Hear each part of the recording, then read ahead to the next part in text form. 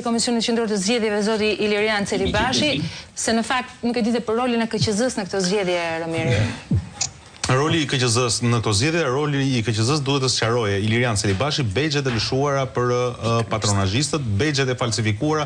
Ilirian Celibashi duhet të sqaronte atë që ne e pyetëm në Vor, gazetarët tanë e pyetën në Vor, që begjet të cilat i kishin grupet kriminale të varura në qafë ishin begje të lëshuara nga KQZ për këta individ, apo ishin të falsifikuara. Dhe në vend të një sqarimi të opinionit publik, që në televizje duket, në vend të sqarimit të opinionit publik që janë falsifikuar begjet, janë ndërhyrë në komisione, sepse duhet të ketë transparencë për opinionin publik, zgjodhi që t'ja anullonte të gjithë begjet e vëzhguesve për zonën e Vorës. Pra, kjo, për ne si gazetarët e për opinionin publik, konfirmon faktin që ato janë begje të lëshuara nga KQZ për këta persona me kontingjent, këta persona me rrezikshmëri të lartë shoqërore dhe penale, dhe bën mea culpa duke ja anulluar pasi kishte kaluar gjysma e procesit.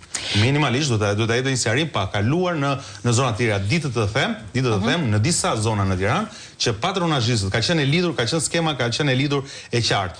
Në komisionet e votimit, një prej personave të atashuar ka qenë patronazhist direkt, i cili merrte të dhënat nga e votuesve, nga sistemi dhe regjistrat që ata kanë, me numra, se mbani një sket me numra, të cilat i kemi, më pas i kalonin të këto bazat ilegale, të cilat bënin edhe koordinimin me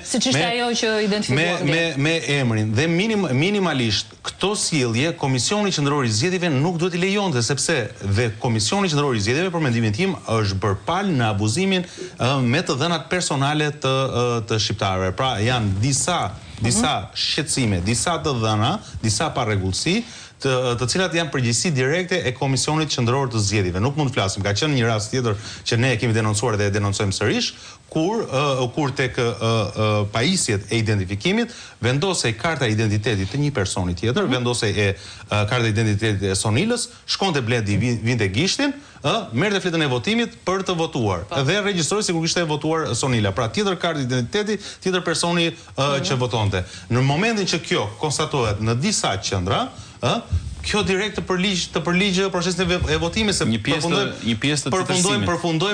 përfundojmë në standardin e votave të emigrantëve, ku vota thjesht u morën nga persona XY të caktuar, u bën grup dhe u hodhën në qesk dhe u sollën KQZ. Jo vetëm në diasporë, po ka ndodhur konkretisht edhe në Tiranë, nëpërmjet të komisionerëve të akredituar nga...